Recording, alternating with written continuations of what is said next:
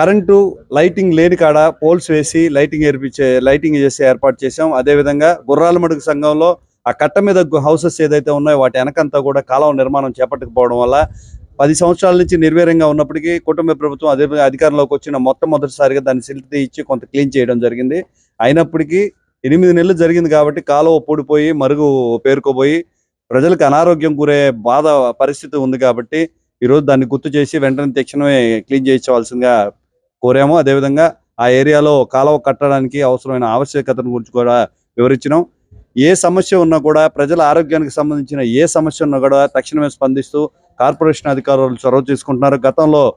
గత వారంలో ఒక అప్లికేషన్ ఇచ్చాం. ఖాళీ స్థలాల ఓనర్లు ఎవరైతే ఉన్నారో వాళ్ళ ఏరియాలను పరిశుభ్రంగా ఉంచుకోండి, చుట్టుపక్కల ఉన్న వాళ్ళు కూడా దీనివల్ల ఇబ్బంది పడుతున్నారని చెప్పాము.